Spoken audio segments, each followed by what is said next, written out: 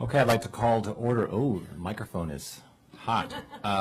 This meeting of the Assembly Committee on Homelessness. It is Friday, July 26th at 10 a.m. Thank you, everyone, for being here today. We'll start by making sure that everyone here at the table introduces themselves. Why don't we start over here with Dean?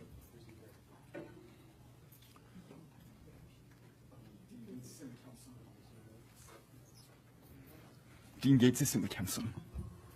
Pete Peterson. Forrest Dunbar. Meg Zolotow. Cameron Perez-Verdia. Felix Rivera. Christopher Constant. Thank you.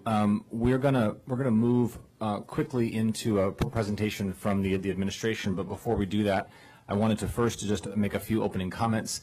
We have received quite a few emails from the public over the last few days, and I have to say that they are substantive, they are thoughtful, and it's been really heartwarming to see so many people take the time to share their thoughts and ideas.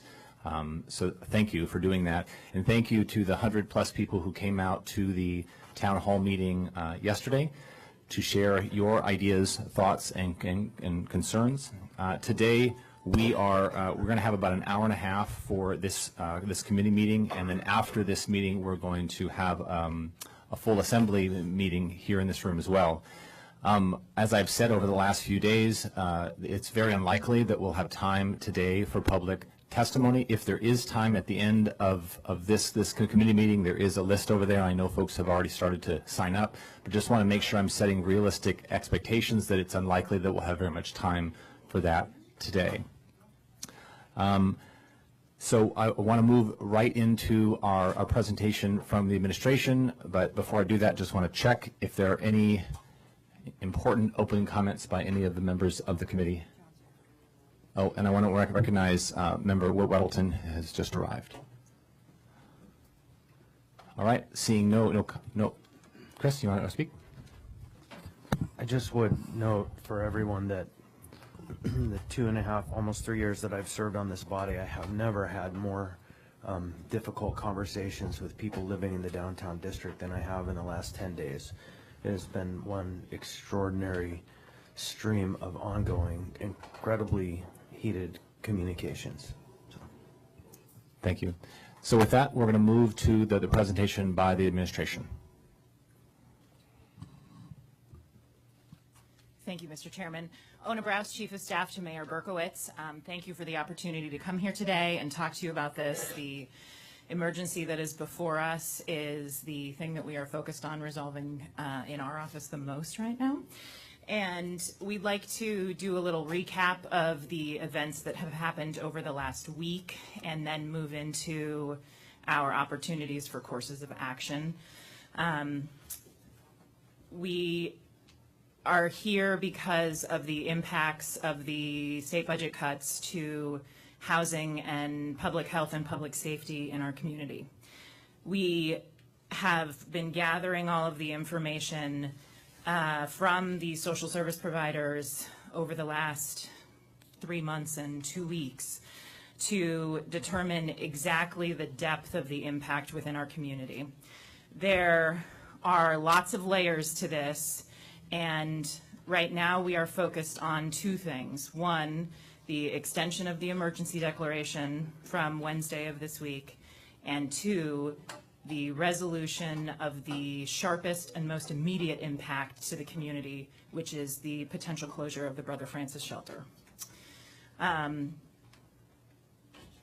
The projected impact of the budget cuts means that up to 800 people, additional people, would be pushed into homelessness and being unsheltered in our community over the next 12 months. That is an estimate at this point and could be much larger as we see the impacts with the housing providers come on a rolling basis as people are no longer able to pay rent in subsidized housing units with families, children, some of the most mentally ill and disabled people in our community who are currently supported through these programs. Yes, and through the other impacts from the state budget of losing PCE funding and other supportive programs throughout the entire rest of the state. We expect to see migration into our community from other locations and within the state. So the expectation of impact is relatively unknown at this point, but we believe that it would be severe. The emergency declaration from Wednesday allowed us to treat this like the disaster that it would be if it hit our community all at once. And the immediate response for the potential Brother Francis closure on August 1st is the main focus of the issue that we are trying to resolve at this time. We would request that the Assembly extend the emergency declaration to August 6th, which is the next regular Assembly meeting. And after the timeline that Brother Francis has presented as the potential closure and decrease of services. I think we can talk more about the emergency declaration during the special Assembly meeting. For the time being, in addressing the Brother Francis issue, we believe that there are 3 courses of action in front of the Assembly, and there are costs and impacts associated with all 3.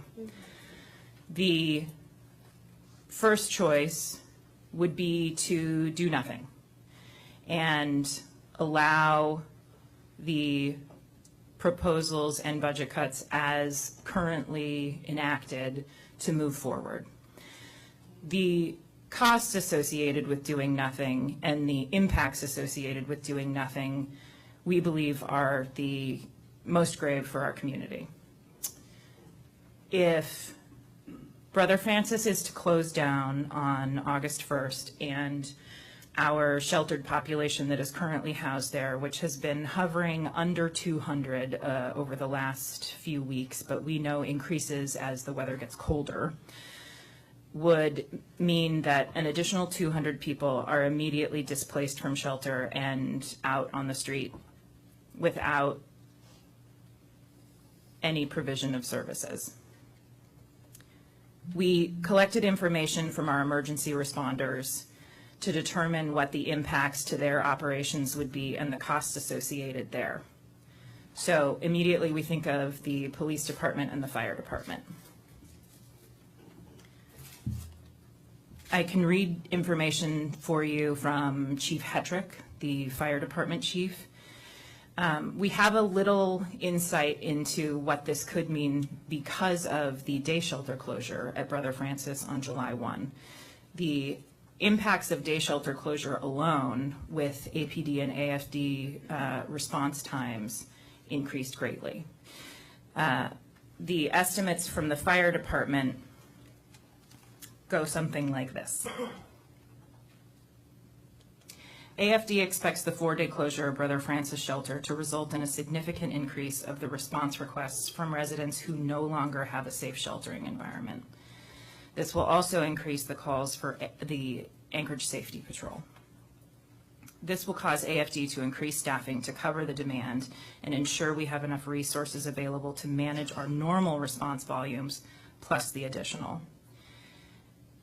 If no proactive action is taken and we add the staff, we don't add the staff, we would have to pull EMS assets from Chugiak, Girdwood, and request assistance from J-Bear and the private ambulance services. The additional coverage necessary during August 1 through 4, while BFS is closed entirely, aside from respite beds, will cost approximately $45,636.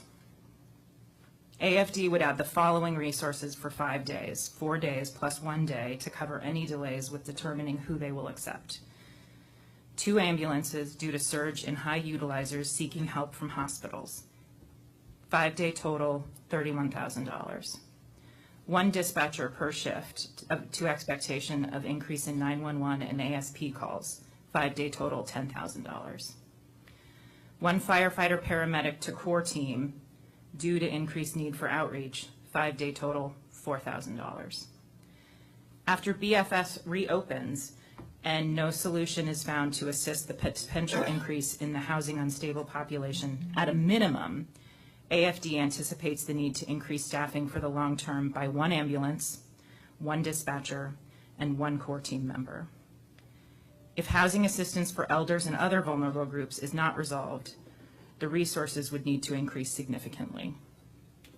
After BFS reopens at 100 capacity as currently proposed, we can reduce the following. However, this is a minimum and could be worse, resulting in a total of $6,000 per day. $6,000 per day over 352 days. 62. 352, 62, is over $2 million. So the fire department budgetary impact alone could be over $2 million for a year. Police department resources fall into similar capacity and increases necessary. During the day shelter closure for Brother Francis, the response times at emergency rooms and the APD need for response to unsheltered call-outs resulted in a 140% increase at some emergency rooms, and APD officers were tasked with additional wait times with people being admitted to the emergency rooms of over 4.5 hours, which means that our already limited patrol personnel is being taxed with through their time at over 4.5 hours of waiting to drop people at an appropriate location, either being an emergency room or safety center or other locations as available. The impact to the clientele and the people who use the Brother Francis shelter, which is our low barrier shelter in town, means that an increasingly unstable, unsheltered community becomes even more so. APD's concerns associated with assaults and theft and general public safety, including findings in the most recent PERF report and how communities who have increased homelessness population and fewer homeless providers means that the general public safety of the community decreases because of the demands that are put on the police department in having to respond to life safety issues associated with additional people living on the street. We believe that the cost of doing nothing and the impact of doing nothing is the worst for our community. The second course of action that we have identified under the emergency declaration is that we activate the Emergency Operations Center as we would in a normal disaster where people are unsheltered in counts of over 100. It includes standing up temporary shelter opportunities, activating networks of churches and families who would be willing to take in our single mothers and children who are housed at the Clare House, other adult individuals who are housed at the Brother Francis shelter. And in the emergency declaration, in activating the Emergency Operations Center, we have been able to have quite a few and very quick meetings with all of the stakeholders who are affected by the budget cuts immediately within the social service provision arena. And the impacts of standing up the Emergency Operations Center to deal with the shelter shortage between August 1st through August 4th, and then continuing from August 5th for the rest of the year, means that we would be standing up temporary shelters as the Emergency Operations Center would in any emergency situation, which means that the zoning codes have been waived and we activate whatever resources we possibly can. It could mean activating the Red Cross and putting up shelter tents in locations that the municipality can offer or that the private sector can offer. The difficulty with the EOC activation is that it is intended for short-term use only. The long-term sheltering of over 200 people and more as the winter months approach would become a conversation that the administration and the assembly would need to have to figure out what the answer is for the long-term solution. Because if we stand up the emergency operations program 2 weeks from now, we still have the impending impacts to our emergency service provision and the community members who are unsheltered. So option one, option two also feeds into option one at some point without additional action.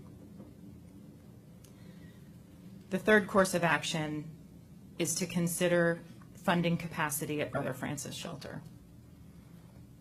In conversations with Catholic Social Services and the Brother Francis Shelter, I believe Lisa is here. No? Okay. She's out of state. Oh, Oh, wait, I'm sorry. My mistake, wrong Lisa. Akina, yeah. Okay. We have had conversations, and their annual shortfall at this time is $400,000.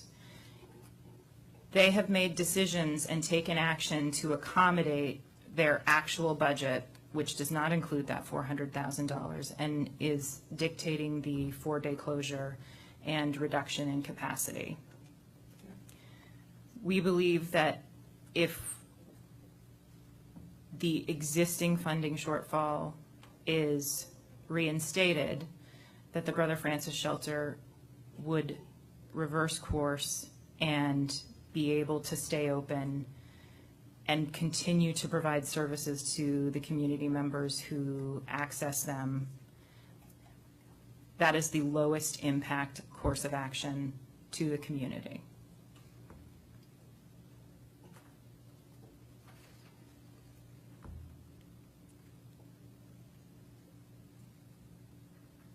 The decision points are difficult and I think would bear a different conversation if we weren't in the emergency situation that we are in.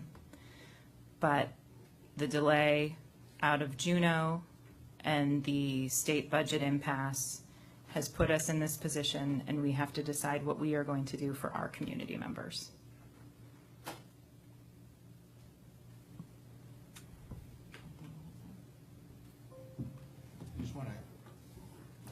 I just want to add, these are difficult decisions, and there's different principles that are involved in addressing each one of the options that are in front of you. But we have arrived at a place where some of the chronic stresses that this community faces have been pushed into an acute shock. And we have a responsibility to protect the public health and the public safety of all members of the community. And the administration stands ready to work with the Assembly and the providers who are out there to make sure that we can be as safe as possible as we find a way to navigate through the crisis that has been precipitated by the failure of the Capitol to resolve its budget issues. Thank you. I'm sure we have comments and questions at this point. I'm gonna first give Member Zolotel a moment to react, and then we'll go through the queue. Member Constance next. Go ahead. Thank you, Mr. Chair.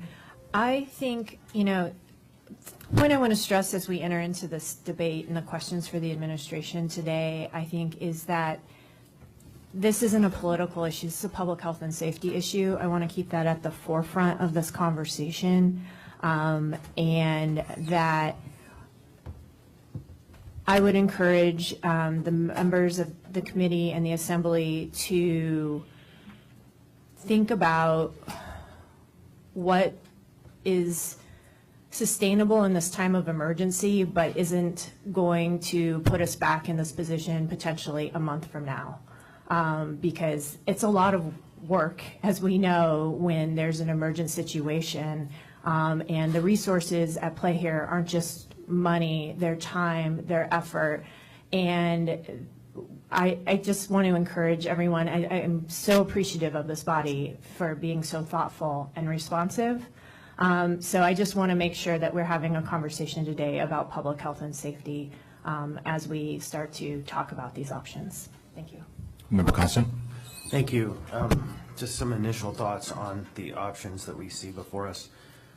To me, option number one clearly is not an option. And option number three, though, is problematic because as we stand right now currently, it's not sufficient at the level that it is serving for the need that we have today. And so if we think that just funding that operation will staunch the bleeding and keep people off the streets, when we recognize that the supportive housing units are diminishing, that seniors are not going to be able to afford to maintain their housing, that we are facing an impending flood of hundreds of people, already the capacity of that location at its full capacity is 240 and is insufficient. And so any conversation that's reasonable toward mitigating the emergency response has to be in excess of option three, because option three currently does not, and didn't a week ago, meet the need. Yeah. Would you like to respond? Through the chair to Mr. Constant, the administration agrees with you. And we believe that this event will accelerate conversations on what the resolution is for long-term services, whether we enter into conversations with the Assembly and explore the idea of legal permitted camps, whether we talk about increased participation with our existing social service providers and potentially funding portions of their services with agreements in place of how those services would be provided and what the city participates in with them. What we're trying to do right now is stop it from getting worse. Just a quick follow-up. I would offer, though, that in the short term, under the declaration or the proclamation of an emergency, we have taken the Title 21 question off the table. And so while we exist under the proclamation, we have an opportunity to utilize locations that wouldn't otherwise be available to us and that won't be available to us after the declaration has expired, except through a massive public process that will be restrictive, that we'll find ourselves back to where we began. So I just would offer that in the short term, Plan 2 needs to look closely at other locations, not just in the long term. Thank you. Ms. Dunbar? Thank you, Mr. Chair. I guess I'll have a comment and then a question, and I largely agree with what Mr. Constant just said. You know, the state is cutting more than $10 million out of their homelessness budget. And so the numbers we're talking about here are sort of on a different order of magnitude. And it's not just that, that's the direct cuts. They also plan to cut, if they don't reverse the sweep, $1 billion from, or hundreds of millions of dollars from the Power Cost Equalization Fund. So what Chris said is absolutely right. You know, we can help BFS get back to zero, but that doesn't account for the other hundreds and hundreds of people we expect that will end up houseless. And so I think that option 3 is something we probably need to do, but it can't be anywhere close to everything we do, right? So we can do option 2 and option 3 as well, and probably more things. My question is, how exactly would option 2 and option 3 look? Would it be planned to be in a? Is it something that if we re-up the emergency declaration, can you do it through administrative action? Do you need a resolution? Do you need an ordinance? Like logistically, how would these things look? Through the chair to Mr. Dunbar, I will also say that the administration agrees with you that this is just the first step, that the rolling budget impacts to the elderly, disabled, the currently marginally housed will be something that this body and the administration continue to talk about for months. Because what we know today is maybe not what we will know tomorrow. And we're going to have to address each one of those things as it happens. We convened a stakeholder meeting yesterday at the Emergency Operations Center with a lot of the social service providers to take that check. What is your impact on August 1st? What is your impact on August 15th? That's a 2-week time frame, but that's the emergency process that we have to go through.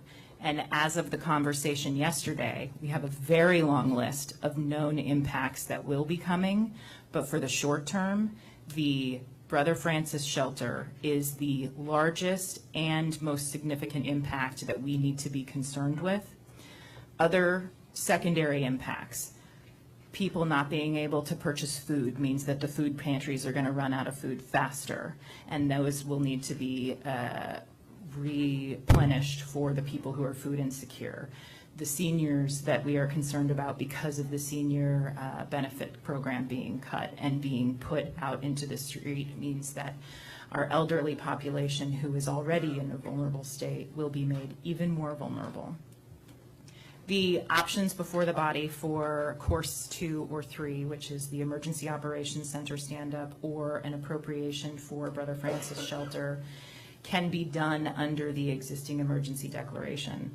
We believe that the third option for funding capacity at Brother Francis shelter, as of right now, to put it in Mr. Falsey's terms, we would need to cause the problem that we will have to solve later in the year. What we would intend to do is move the line item that exists for cold weather shelter into funding for the shelter at this time and pull funding from a couple of other locations within the municipal budget. And then we would come to the Assembly at the August 6th meeting and say, this is how we did this, these are the problems that it created, and now the consideration to the body is this is how we would fix those issues. The alternative to that is to appropriate the $400,000 out of fund balance and figure out the fund balance resolution later. It could be through additional taxing capacity in 2020. It can be through surplus collection at the end of the year. Replenishment happens that way occasionally. If there is a shortfall and an emergency expenditure needs to happen out of the fund balance account, then it is the Assembly and the administration's job to make sure that the fund balance maintains a 10 and 2 percentage so that our bond rating reserve is not affected. Mr. Weddleton. Thanks. Yeah, just a couple things. Button on. Oh, it's not, oh, it's on, okay. I mean, I think that Brother Francis is important, but what about like Awake and Clare House? I mean, I hate to think these vulnerable families now at 9 a.m. abusive spouse knows exactly where they'll be. And that to me is critical now. Through the chair to Mr. Weddleton, Awake does not see any current decrease in their capacity. They will be restricting their stays to 30 days, which is their policy, but they are lenient in that policy because of the need of the community. Awake was one of the people who, one of the organizations that participated in the conversation yesterday. So I think right now Awake feels much more secure than some of the other entities, but we need to keep them on our list to be concerned for. My understanding is that the Clare House program will shut down its day shelter services, which means that the homeless mothers and children who use Clare House as shelter and daycare so that the mothers can work, that is at risk. And depending on the determination of the body, the Emergency Operations Center could also activate to create the day shelter opportunities for the mothers and children within Clare House so that that does not happen, people wouldn't lose their jobs and be pushed into homelessness even further. Good, thanks. So, and if could you outline very specifically what an emergency declaration does? I mean, we hear we can bypass Title 21 and you open up the Emergency Operations Center. What else? Is Bob here?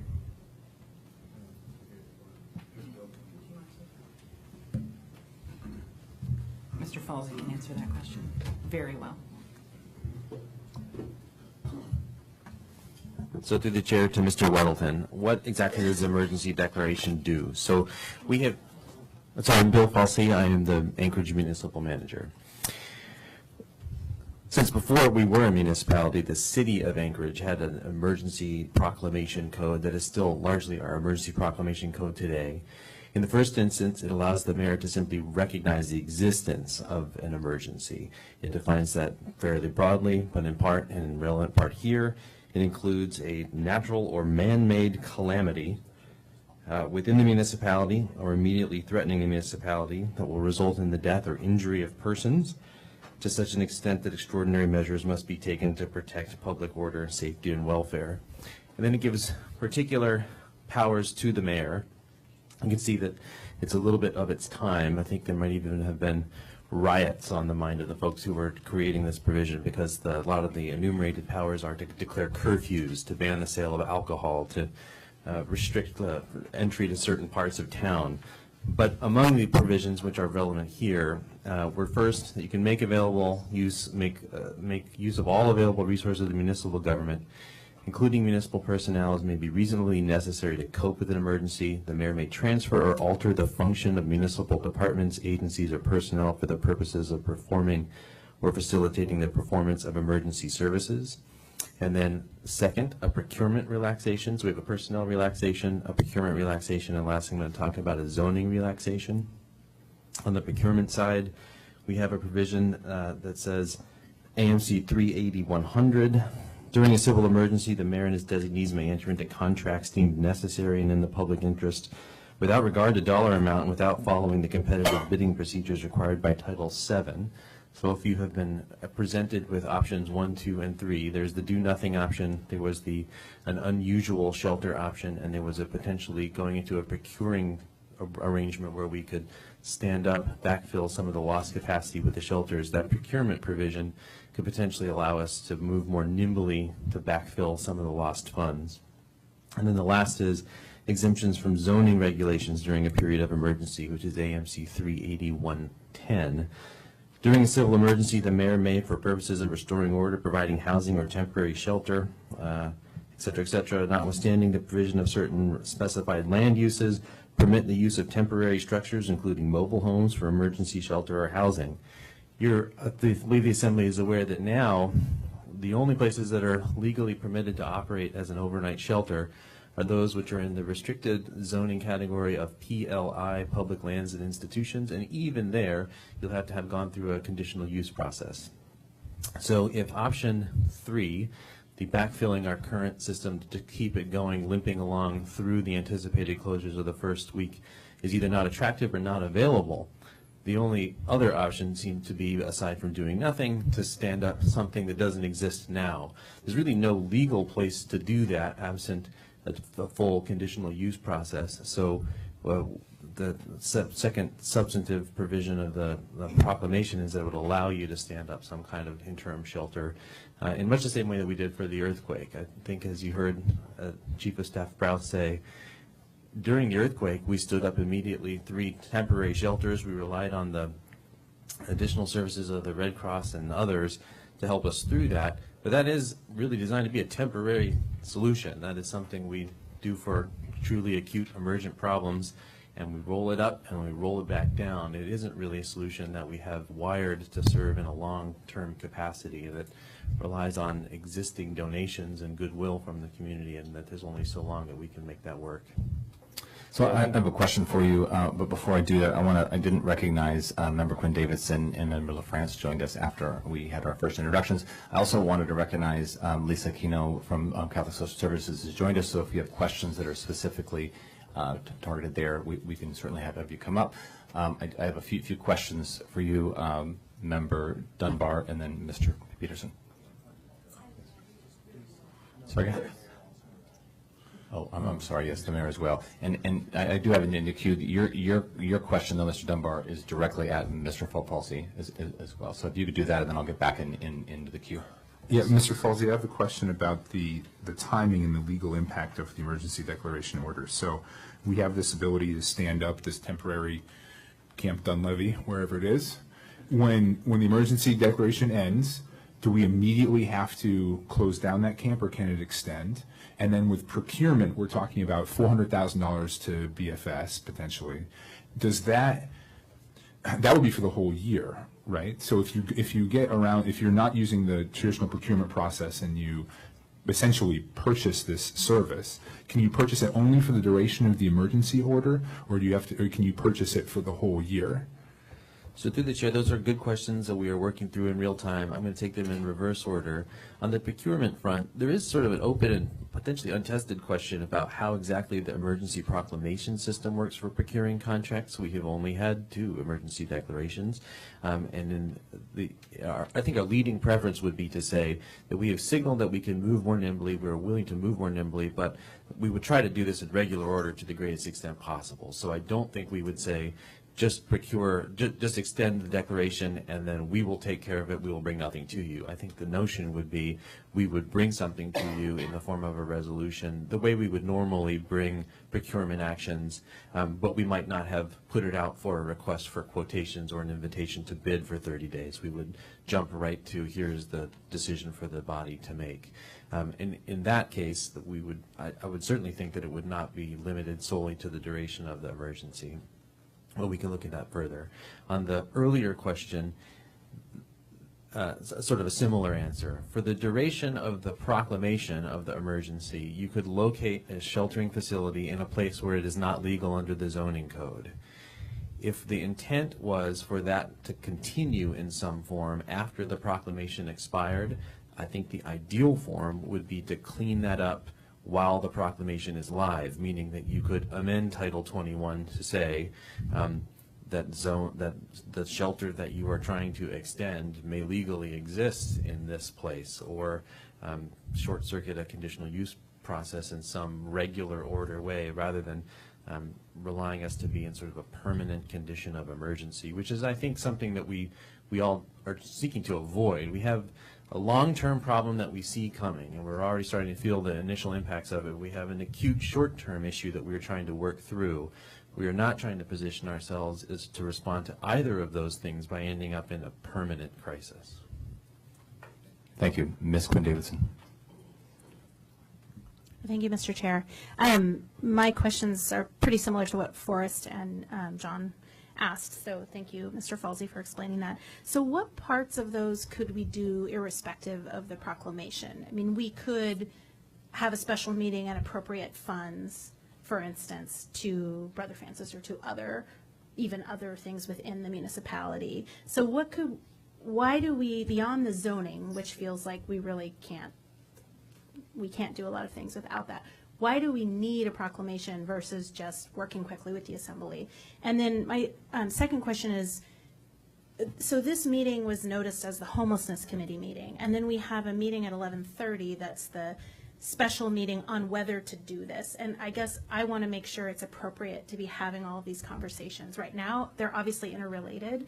And then my last question would be, how long, sort of similar to what Mr. Dunbar is asking, how long would this last? What are you asking for today? Is a certain period of the proclamation, and then where do we go from there? Through the chair to Ms. Quinn Davidson, yes, we are asking for the extension through August 6th, which is the next regularly scheduled assembly meeting, because that is also the time frame of the initial closure and reduction of services at Brother Francis Shelter, August 1 through 5. And we think that in that period of time, we will be able to determine additional information that the body is currently asking for. What would the fund source actually look like? What money are we moving around in order to resolve the issue? So the two things that we have before this body for consideration in this meeting and in the actual special assembly meeting that's scheduled after this is, one, an extension of the emergency proclamation through to August 6th. And the second is the intention of the body to take course of action on either 1, 2, or 3. The do nothing course needs no action from this body. The EOC stand-up emergency shelter course we can do under the emergency proclamation process. The third option, to appropriate funding to fund capacity at Brother Francis Shelter, we would request a resolution of some kind from the body saying this is what we want you to do, and then we would go and make that happen with our existing budget and then bring the backfill option at the August 6th meeting. So depending on the direction of the body, we can prepare a document or not for the special assembly meeting at 11:30. And in terms of process, I can just briefly speak and then hand it off to Chair Rivera. We, Member Zalatel and I set this meeting originally to have a space and time to discuss the options and to be able to ensure that we're having dialogue about next steps. And so that was done prior to the declaration. And so the Chair Rivera has indicated that he wanted also this time to be the opportunity to discuss and also to reflect on the feedback that we've received from the public in terms of options moving forward, and then the next meeting to take action. Chair Rivera. Thank you, Mr. Chair. So, yeah, just to add on to that, this meeting is going to help us, inform us, right, ask the questions that we need to of the social service agencies, of the administration, and then the next meeting is for us to make the decisions on whether to extend the emergency and which provide guidance on these various solutions we have. I would also, through the chair, to make a point of information known. The meeting that I discussed that happened yesterday with the stakeholders and the sort of summary of impacts will be made available to this body once we have it all prepared. Thank you. Mr. Peterson. Thank you, Mr. Chairman. Is that working? Okay. So are we talking about opening up gymnasiums temporarily while Brother Francis is closed down, or if it closes down? And then also a reminder, we've got Rural Cap getting their budget slashed as well, so Safe Harbors will also be shutting down, and those are families that are housed in those facilities. So just what's the plan for that? Thank you. Through the chair to Mr. Peterson, I believe Barry from Rural Cap is here, but my understanding is that as of this moment, Rural Cap has not taken any definitive action on the closure dates for their facilities, but the initial estimates were somewhere in the 30, 60, 90-day time frame for potential closure depending on the facility. And I think Barry's around the corner if he, if you have any specific questions for him. And if I could, Mr. Chair. Sure. I mean, our response here is intended to stabilize the situation as quickly as we can. The most immediate problem in front of us is the closure of Brother Francis and putting 200 people on the street. We would like to get to a point where we can start to treat the problem more and hopefully get back to the place where we had been, which was an effort to cure it. And I know there's been vigorous debate on this committee and across the community at large about the course that we were taking and how to cure the problem, but that is ultimately where we'd like to go. At this point, however, we have to stabilize the situation before we can move forward. Thank you. Mr. Constant. Thank you. Kind of back to Mr. Falsey, I think, on the question of the Title 21 easing. So I am hopeful that we will see, Mr. Falsey, locations across the municipality, maybe a small number of them that can serve in a short-term emergent capacity. My question on that is, with the implementation of the emergency proclamation and the Assembly's affirmation of that, if we tailor carefully any amendment to the Title 21 code, can we do it specific to properties, not classes of properties, so that we don't see like a massive opportunity for every property in a commercial district to suddenly become utilized by anyone who wanted to as a shelter, but instead we identify locations that are germane, and then we say this property and this property and this property are qualified under this emergency proclamation and not broadly open Title 21.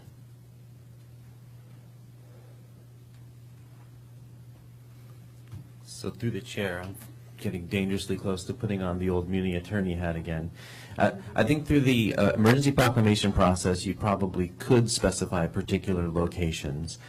If you get to the place where you are amending Title 21 and changing the zoning code, here's where I would have to defer to Rebecca McPherson, our actual municipal attorney, but I think you get pretty close to the line of being unable to do that because the zoning code really is supposed to be creating areas rather than setting rules for particular properties. And so there ends up being kind of an equal protection question of why is this place selected and this is not selected. If they are all similar properties, they should be treated similarly. But I think if the assembly has a notion that there are certain areas that they want to open up, there's probably a legal way to get there.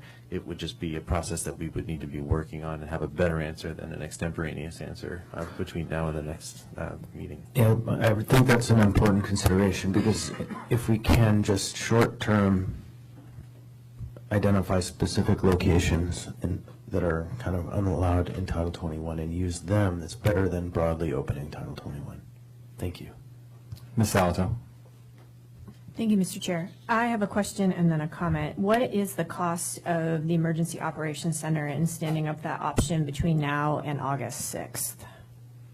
Like ballpark? I know that there's some variables there, but do we have an idea of the cost? Through the chair to Ms. Zalatel, I will take a crack at that first and then see if Mr. Falsey has any additional responses. So the Emergency Operations Center is primarily operated by our Office of Emergency Management, which is a funded department within the municipal budget. The resources that the EOC would have to access and costs associated there are unknown at this time. They are currently working to develop the list of options should 200 people become unsheltered immediately on August 1st. We don't know what the costs associated with enacting or with enabling Red Cross or the Salvation Army or any of the other shelters that may be sheltering options that may be determined to be an appropriate course of action for 200 people. We don't know that number at this time. Okay, thank you. So I wanted to just provide the comment. You know, we've received all of this public comment, and I took some time and kind of categorized it because it was so voluminous. And it really fell into the three camps that we're talking about as to the three options. But overwhelmingly, if I were to tally it up, it was that it's urging us to do something. There's a lot of debate about what that something is, and there's a lot of debate about whether that should be sanctioned camps or filling the funding gap at Brother Francis Shelter. I can tell you my own personal feeling about this right now is that we need to be responsive and agile, because we don't know. I mean, while the impending first wave of folks we know are if Brother Francis Shelter is closed, we also don't know if other people will enter into homelessness during that time, or if we will have folks that are not sheltered during the day during that time who are in need of services. So I feel like this is an emergency, and so we should stand up our emergency procedures as they exist. They have been developed to respond to an emergency. We wouldn't be debating whether or not to fund help fund an organization at this time if this was the result of an earthquake or a weather event. We would be going probably with our emergency operations plan, which contemplates how to shelter people during times of crisis when we are in need. And so I would just like to say that's where I'm leaning. I am open to hearing all of the debate about this, but as we have vulnerable people coming in with varied needs, I think we need to be responsive and have options available that let us meet those needs, whether it's our elders, people with disabilities, and people coming maybe back into homelessness, or pregnant women and children. And I feel like that is the most agile option that employs a variety of private partners. So I have Member LaFrance next, and I'm going to put myself in the queue next. And just a heads up to Lisa, I'm going to ask you some questions, and so if you could come up following her questions. Oh, no, go ahead. Through the chair to Assembly Member Zalatel, I hear what you're saying, and we've all been having those conversations over the last few days in particular. One of the things that the administration is concerned about is the option of the Emergency Operations Center being the only solution means that the emergency operations process has been taxed and enacted before we actually know what the impacts of the rest of the financial impacts are. So this goes a little bit to what Mr. Constant was speaking about earlier. There is the opportunity to do both 3 and 2, depending on the decisions of the body and what we see as the coming impacts. We have already discussed that the existing sheltering options are not sufficient for the community. So if we decrease our existing capacity and stand up the Emergency Operations Center to shelter the people who are currently sheltered and additional people become unsheltered, the Emergency Operations Center may be at full force and still have no sheltering capacity available for the people who are not living in an unsheltered capacity, who are the most disabled and mentally ill within our community. And I think that there is some consideration to be given to maintaining what we have and preserving the Emergency Operations Center for what we don't know is coming yet. Ms. LaFrance. Thank you, Mr. Chair. I have a few clarifying questions for Ms. Browse. I mean, it seems like a no-brainer to fund BFS, Brother Francis Shelter, the $400,000. Would that then avoid that shutdown? That's the first question. Through the chair to Ms. LaFrance, I believe the answer is yes, and Ms. Aquino can address that maybe more specifically, but that would be the intent, is to prevent the total shutdown on August 1st and keep their operational capacity at 240 as opposed to 100 after August 5th. Okay, and if I may continue, Mr. Chair. And so under this emergency situation, I think I heard you say that there still would be some procurement oversight that the Assembly would retain, so we would approve the $400,000 appropriation. And the earliest we would see that would be at the August 6th meeting, or would we have that today?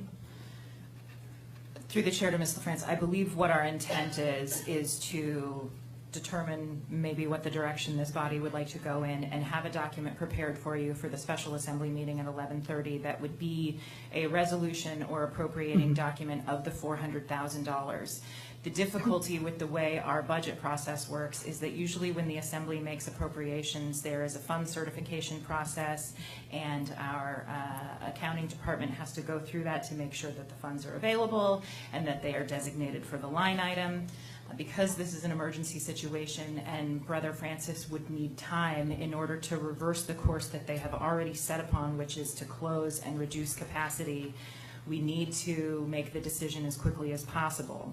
What we know right now is that the existing funding in the emergency cold weather and overflow shelter is about $215,000 today. We would move that $215,000 and potentially other funding that we have identified in various places around the municipality, including $20,000 from the mayor's office, which is the result of an employment vacancy.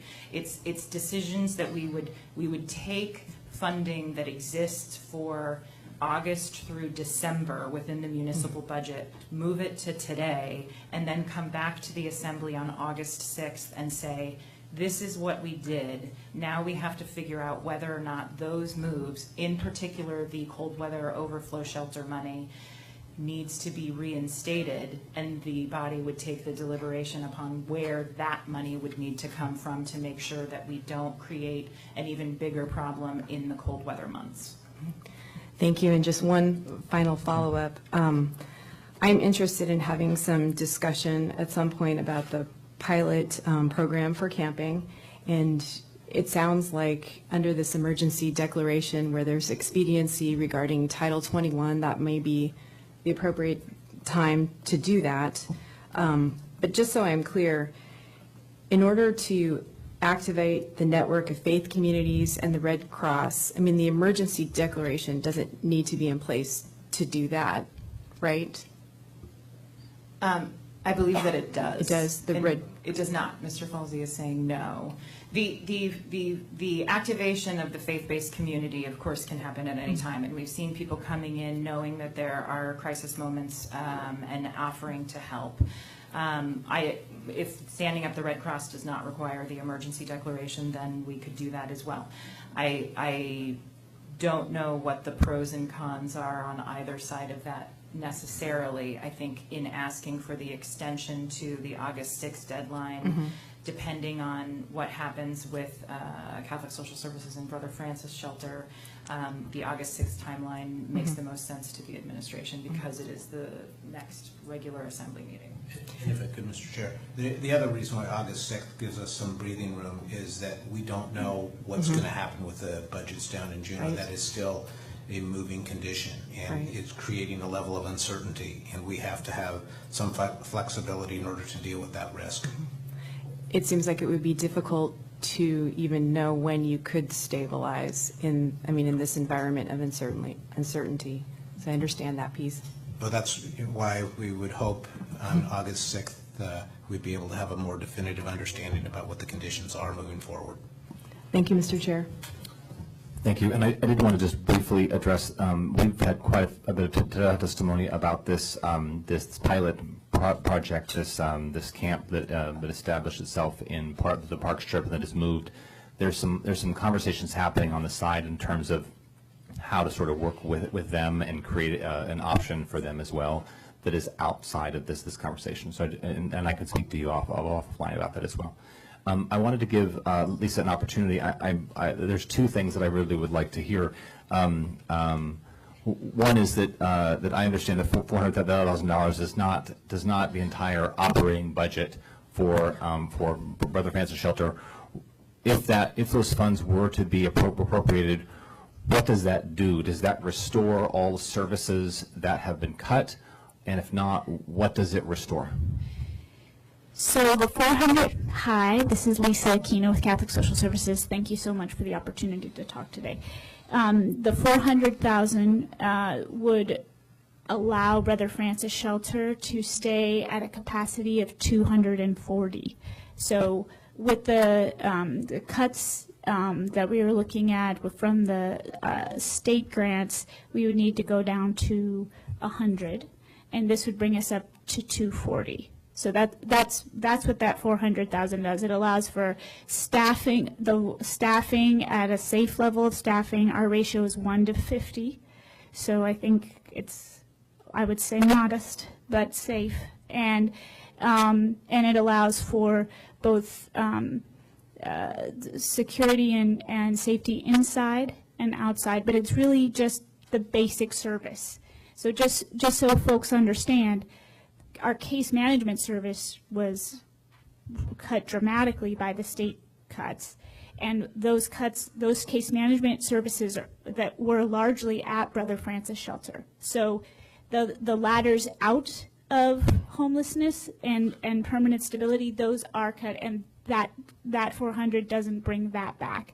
So just so that's clear. Yeah, that's really what I wanted to get more information about. Is that there are a number of services that you provide outside of the core beds, and that is being cut, that this 400,000 does not compensate for. Is that correct? That is correct. And I think so. Right now, we're in this situation because Brother Francis Shelter, which provides a broad array of services, we are providing emergency shelter services, basic life and death services are provided at Brother Francis Shelter for this whole community, in addition to ladders out of homelessness and to permanent stability. At Brother Francis Shelter, the budget is 80%, more than 80%, from donations to the public. So the public is funding this. The largest portion of the other funding is from the state, and we lost that funding, and so that's gone. And now we're in a situation, and just to say, the municipality has historically funded at little to no level basic life and death services at the shelter, at the lowest barrier shelter in town where anybody can go. So I think that now that conversation is happening and we're here, but it started because the state cut their funding. And I think that the basic life and death services are critical for people in this city and this state. But it is very important to know that without those ladders out, we're not going to be able to move people into permanent stability. So I heard the conversation about that this is the immediate thing. We're going to see all this increase in visible homelessness, but there will be a dramatic increase over the year without the state funding being restored to people in homelessness, and some of it will be very visible and some won't. At Catholic Social Services last year, we moved 980 people into housing. That's a huge number. Some of that was done with private dollars, with investment dollars from corporations, but some of that was done with state funds, and then that won't be happening this year. And a lot of them are very vulnerable people, and some of them are vulnerable people you see, but some of them are children, they're seniors, they're invisible, but they will be out there, and it will be devastating. Thank you. I have a question for you, and then we're going to get back into the queue. Ms. Quinn Davidson, you had a question for Lisa. Yeah, thank you, Mr. Chair, and thank you, Lisa, for being here and for all the work you do for our community. I'm still confused. So 400,000, I heard you say it's an annual shortfall. So that's the annual cost of the beds, or? So annually, the budget of Brother Francis Shelter is just over $2 million. So the 400,000 is what will make us be able to get back from 100 to 240 for a year. For 1 year. So then a question for the administration: why are we doing that if we don't yet know what's happening in Juneau? Like, why? And I know you're still trying to figure all this out, but why would we appropriate 400,000 rather than what it takes for a month or something, or even till August 6th, and then approaching? Yeah, okay. It looks like you already want to answer that. If it's okay through the chair, it might be more appropriate for me to answer because I told them that it would be a year, and my board is here with me. I think that there's a number of reasons. One, I think I have at this point, I don't have a reason to think that the state fund's going to come back. I hope that they do, and if you all know something more than I do, then please tell me. But I have no reason to think that, based on everything that I'm reading in the newspaper and the hundreds of calls that our supporters are making to people in Juneau. Second is that at Catholic Social Services, we operate on a thin margin. We don't have a large reserve to cover programs when we don't have our funding sources come in. So right now we are using our reserves to fund Clare House, Brother Francis Shelter, and our homeless family services. But we don't have enough reserves to do that for any extended period of time. And these are not the kind of services that you can just turn off and turn on. So if there's just like a couple months of service, like that's kind of a gamble for our board and our agency to make. Our goal is to make sure that shelter remains, that we have a Brother Francis Shelter in the future. And to be honest, like, if it's a question of just a couple months of funding and I don't know where we are in Juneau, I'd rather you gave it to us in the winter, because in the winter someone for sure is going to die. Next month, I just think there's a likelihood that someone will die, but for sure someone will die in the winter. So if you just have a couple of months of funding, that's a better bet, because I don't have any reason to believe anything will change. Yep, go for it. Thank you. So if we were to appropriate $400,000 and you could plan for that for the year, and then by some miracle the legislators got their act together and funded social services, what would you then just fold that extra from the 400,000 into services that you could provide, or what would we do? That's a good question. I would say this. I would say a couple of things. One, we already operate deeply in the red at Brother Francis Shelter, so we need every dollar we can get just to be able to do that. And so it would go towards a very good thing. Two, I think that we would consider being able, with your permission, moving some of those funds to be able to fund case management at Brother Francis Shelter, so we could build that back in, because it's so critical to the service. And three, we could talk about it. So I've got quite a few people in the queue. Ona, I'm going to let you speak and then get back into the queue. I know, and Lisa, stay here, because I know people have questions for you. But I do want to just remind people in terms of time, we've got about 25 minutes left. This is where we're going to really sort of debate the decisions we're going to make at our next meeting. So let's make sure that we're getting those thoughts and voices into this conversation so we're prepared to have some decisions going on next. So we'll go with Ona, and then we'll move back into the queue. Ona. Through the chair to Ms. Quinn Davidson, to add on to what Ms. Aquino said, the administration also believes that as of right now, there are no signals from Juneau that this is going to change.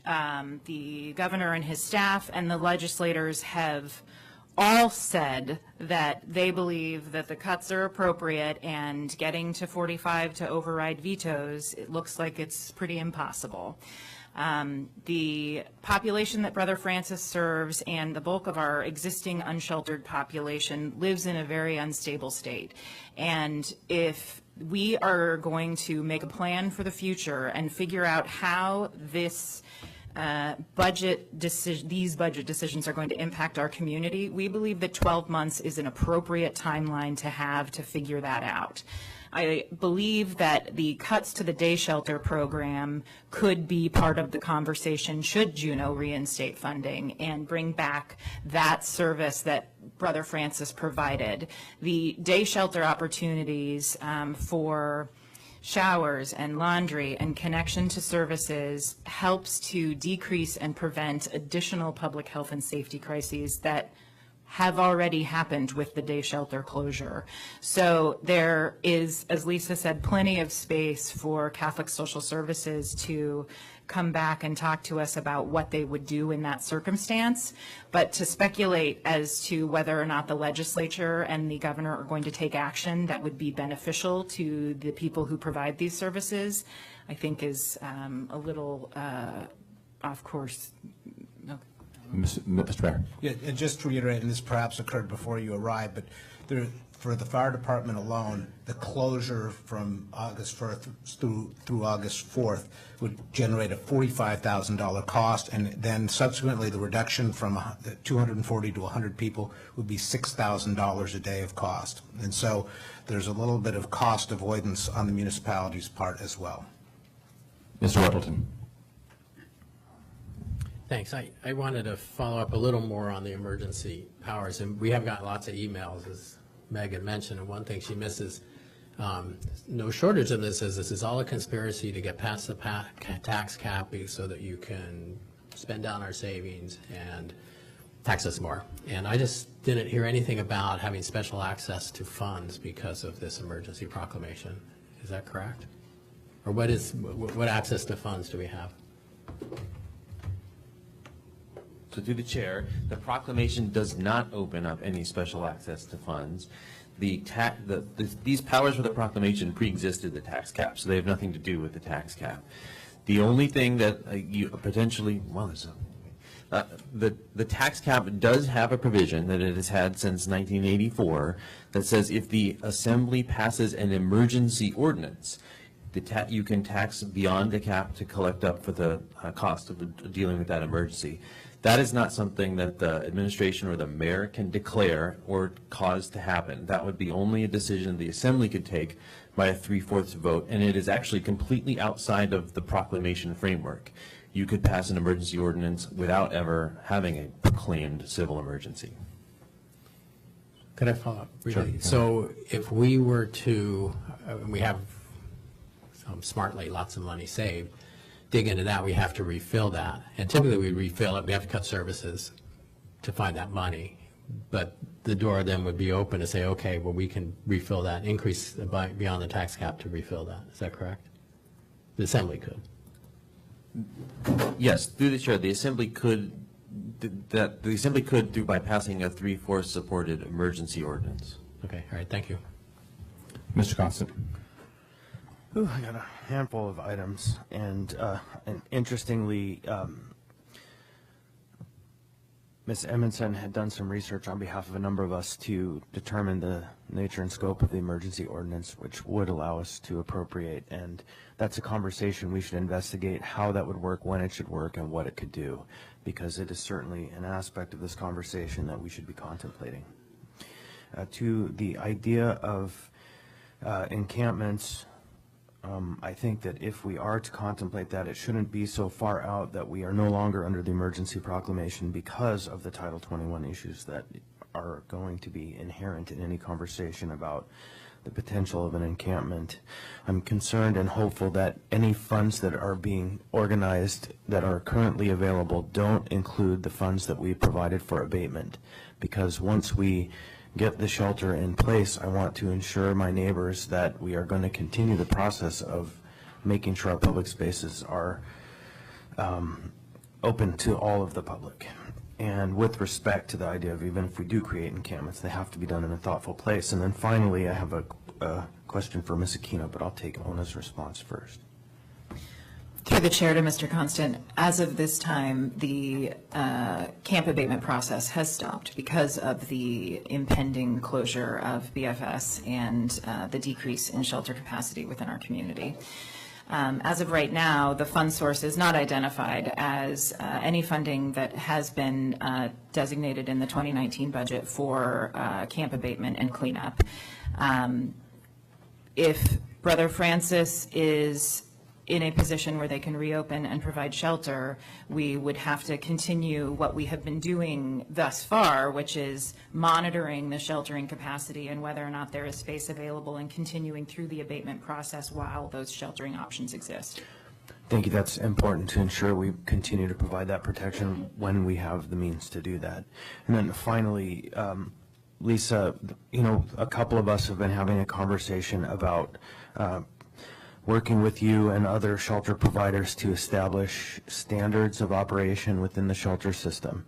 And I recognize that in the time of emergency, it's not when people want to talk about how to improve our operations, but if the Muni is preparing to, for the first time, substantially fund the operation, are you willing to participate in the process that will create standards of operation so that we can ensure that that area marches towards a more sane environment? Thanks for the question. And before I go, I just want to clarify, because I didn't want to be dramatic about being deeply in the red. Like, I just want to make, as an agency, we don't function in the red at all. Or we work this year, we're a little in the red, but generally we're never in the red because as an agency, but Brother Francis Shelter is a component that we rely very much on donations from the public, and for that reason, it's always in need of funding. In terms of standardizing shelter care, I would welcome that conversation. I would say that I'm not sure of the status of other shelters in town, but we are COA accredited, and we meet one of the highest standards of shelter that exists, and we're the lowest barrier shelter, so we accept people that other shelters cannot accept. And I think that is difficult, that it's difficult to accomplish, and something that we have to constantly be working to do, and we'd like to be a part of a conversation about assuring that all kinds of shelter options meet recognized standards, and also that recognizing that there's different standards of care for different people. There's a lot of people that have really different needs, and we know that it is very hard to meet all of those different kinds of needs with one place.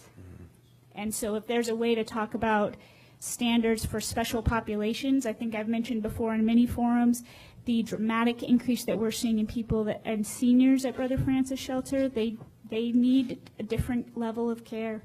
You know, we see a lot of people who are really struggling with behavioral health diagnoses, and we are one of the only places that people that have those struggles can come for shelter, and they need some different levels of care. So I'd love to have a citywide conversation about how we can have different standards and levels of care for the people that need it. Thank you. Ona, you want to jump in real quick? Yeah, through the chair to Mr. Constant, I will add to what Ms. Aquino said and say that in the conversations that the administration has been having with the board and Lisa over the last few weeks about this problem in particular and the solutions that we can see in front of us, that they requested that we enter into an MOU with them that binds us together to have those conversations, to continue those conversations with the Assembly, the administration, and the public, we said, yes, we are absolutely willing to make that commitment that we take this opportunity here to explore the conversation about what it means for our unsheltered population moving forward and what the partnership and participation with the municipality might look like into the future. Go ahead. Just a quick heartfelt note, because that's how Brother Francis Shelter began. Brother Francis Shelter was a partnership between the municipality and the community, and we got away from that for probably lots of reasons, some of them good, I don't know. But this is we have an opportunity to come together and make this be a public-private partnership again, and I think that would be really strong. Thank you. Mr. Chair, just one last note on that. And at our last health policy committee meeting, you heard the health department director state she likes things to be concrete and black and white, not too flexible or too easy. So I want to assure, if we do move forward with an appropriation, that within the context of the agreements, there is a standard that we establish of care. Thank you. Thank you. I want to do a quick time check, making sure everyone's aware there's about 15 minutes left in this meeting. Also, that I think there was a hope from some that this committee may make a motion for a recommendation for the next meeting in terms of action. And so if that's action that members of this committee want to take, next in the queue we have Ms. Quinn Davidson. I think I've had all my questions answered. Thank you. Mr. Dunbar. I'm fine, thank you, Mr. Chairman. Mr. Weddleton.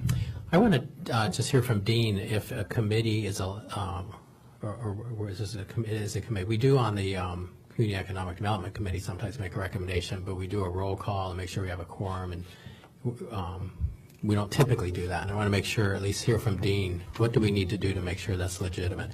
Because often we're not really supposed to debate at these things, and we would at the next meeting. Although you can take roll call and make sure everyone's there and we have a quorum to make a motion for recommendation and pass it. That's the sort of action committees take, where you would need a quorum. Even if you didn't take roll call, as a matter of fact, you have a quorum here present for this committee, you could proceed to do so. And it would likely expedite the conversation in the next meeting to have that. So, yes, Ms. Quinn Davidson. Thank you, Mr. Chair. I would find it hard to make much of a recommendation without having a resolution before us. Is there, I mean, what would we be resolving?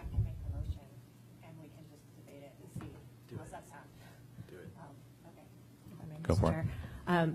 I move to, I make a motion for a recommendation that we extend the emergency declaration until August 6th, that this committee recommend that it goes forward until August 6th for our next regularly scheduled meeting.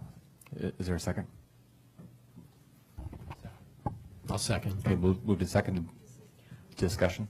Well, I'll speak to the motion. The motion's made here out of the committee is because we're hearing that the immediate impacts are around homelessness and the closure of Brother Francis Shelter, and that it will give us that time to deal with those immediate impacts and then come back at our regularly scheduled meeting of the Assembly on the 6th to reevaluate at that point where we're at, where some of the unknowns may be known. Sure. Ms. Quinn Davidson. Thank you, Mr. Chair. So, Ms. Browse, did you say that you would bring back a written resolution that you would be asking us to approve? I think there's some thought, just to echo what Mr. Weddleton said, that there's sort of a political agenda here, and what I'm hearing from you is there are very real reasons that we need to do this, and I want whatever we approve to very clearly articulate those real reasons and what this will allow us to do. I think the proclamation that came out the other day was a little bit, we can open the EOC. I don't know that people generally know what that means, so I think really, really concrete examples of what we can do, including appropriation and such. Through the chair to Ms. Quinn Davidson, I'm hoping the people behind that door who are drafting it are doing that. Dean, would you like to speak as well? We do have a resolution drafted. There is another one coming, as I understand it, but you'll have the one that we drafted responded to the proclamation at 11:30. Clerk's ready to distribute. To clarify, were you talking about the emergency declaration extension or the resolution, depending on the recommendation of the body to fund or stand up the EOC? There's two different documents that would come before you, potentially.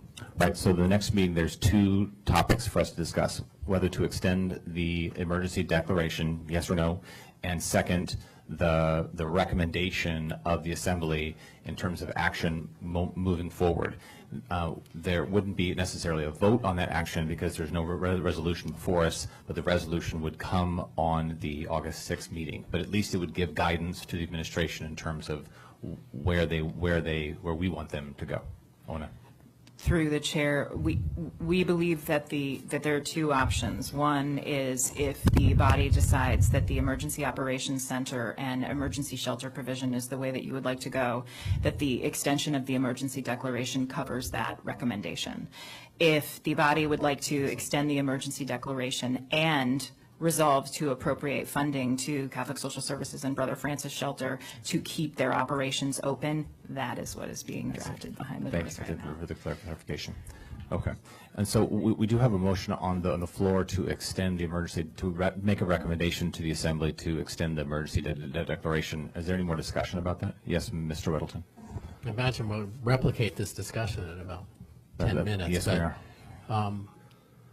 So I think, to Ona, so at some point, one of the resolutions would be to extend $400,000 to Brother Francis, but so other things like Clare House or so on, if we were to create some kind of thing for those families during the day, that's just under the emergency proclamation, you guys could do that, and we're not going to talk about money for that and perhaps some other things. We're just going to specifically say $400,000 there, but all the other expenditures we just leave hanging. Through the chair to Mr. Weddleton, right now, the August 1st deadline specifically for the up to 240 unsheltered population is about Brother Francis Shelter. The additional closures and impacts can be part of the process that the Emergency Operations Center enters into under the emergency declaration, and the August 6th deadline is when we would bring you the list of impacts for the body to consider in the long term. And I believe that Ms. Aquino can speak to specifically the Clare House operations, if that is helpful. No, I think I got it. So the 400,000 now, the other stuff, the 6th will be fine. Okay, that's good. Thank you. Sure, Ms. Quinn Davidson. Thank you. Can you talk just a little bit about the history of using, is it a declaration or proclamation? I hear people using both. Who knows? Okay, so Bill probably knows. He can tell us later. So we declare that we proclaim that. So can you talk about how this has been used in the past and? Through the chair to Ms. Quinn Davidson, no, I cannot, but Mr. Falsey can, but he's not in the room at the moment. Yeah, Mr. Constant. Yeah, no, that one's a real easy answer, actually. It's only been used once before, and that was for the earthquake on 11/30/2018. This has never been done in the history of the municipality. And so the emergency proclamation powers of the mayor have been rarely exercised. Yes, Dean. If I may, Chapter 380, the Civil Emergency Chapter of our Code, it says the mayor can issue a proclamation when he determines an emergency or declares an emergency exists. So the terms, I think, are used sort of interchangeably, and you might see declaration used in federal law or state law, but here in our code it says issue an emergency proclamation. So I want to honor the fact that there is a motion on the floor. I realize that it's a motion for a recommendation, but do we feel like we need Mr. Falsey to clarify this question before we do a roll call vote? Yeah, Mr. Falsey, would you mind just talking about whether there's been any history of using this sort of proclamation outside of the November 2018 earthquake? To the best of our understanding, no, there is not a history. In the Emergency Operations Center, we believe that we believe that there has not been a proclamation of this sort issued. Thank you. Yes, Ms. Lawrence. Thank you, Mr. Chair. So just to confirm, by extending this declaration, if we were to vote to do that here, this would not be necessarily continuing to staff the operations center. That's a separate item, correct? Through the chair to Ms. LaFrance, the Emergency Operations Center is staffed year-round by the people who work in the Office of Emergency Management. Don't other people come there? Yes. Yeah, so that. So it would be supplemental for this specific emergency? Right now, the status of the people who are working at the Emergency Operations Center specifically on this declared emergency include the 4 staff who, or is it 4? Who traditionally are part of the Office of Emergency Management, and 2 to 3 people who have been designated from the Health Department who are part of their Department Operations Center, who work specifically in public health and safety crises to determine how all of the resources are allocated. And may I just quickly follow up to make sure I'm absolutely clear?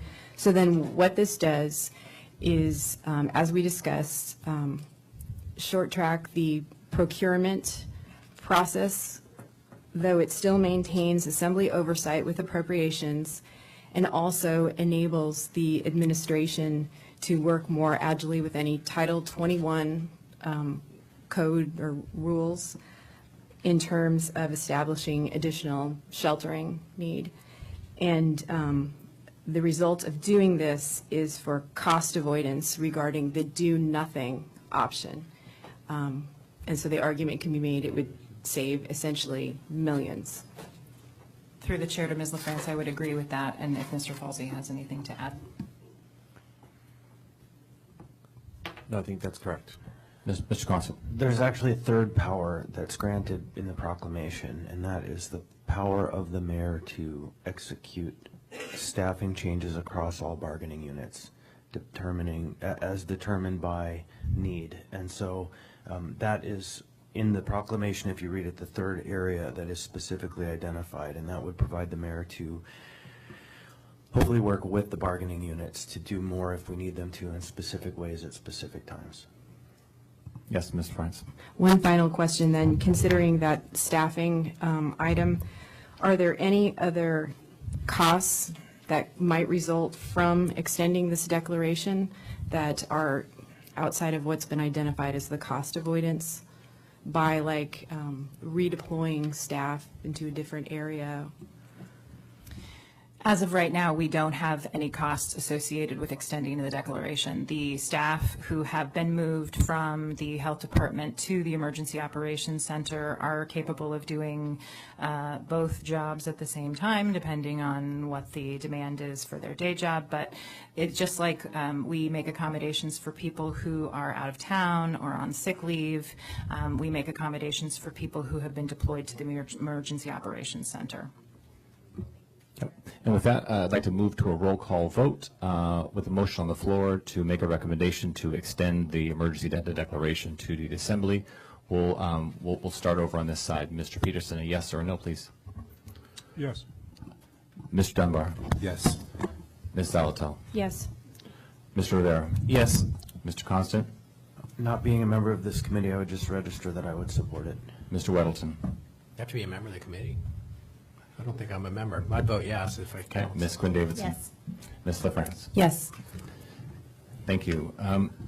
And we do have time, I think, for one person to give public testimony. I have a sign-up sheet here. Would Mr. Russ Webb please come up? You have 3 minutes, which is exactly how much time we have left for this meeting, so make it count. And please share your name for the record. For the record, my name is Russ Webb. I'm a resident of South Addition. I think clearly the city is going to be unable to backfill all of the cuts that the state has and to address all of the issues that are out there. I frankly find it ironic that the administration has come forward now with a solution of, or one option of maintaining emergency shelter beds when it has adamantly refused to add additional emergency shelter beds for the last several years, which have promoted all of the public safety and public health problems that we have throughout our community, because we don't have enough emergency shelter to put people in so they can not camp in squalor in our communities. I think you need to, as you move forward, very carefully consider the fact that you can't backfill state money and put your money into places that will make a difference. More importantly, as you declare an emergency, treat it as an emergency and demand the kind of accountability that you have not demanded over the last several years. Get weekly reports, not only about the processes that are underway, but about the results and what they mean for the community. And I'll shut up and quit. Thank you, sir, for your testimony. Could have. So I was just told that I didn't vote on the motion, so my vote is yes. And with that, we are going to adjourn this meeting and move right into the assembly meeting. Meeting adjourned.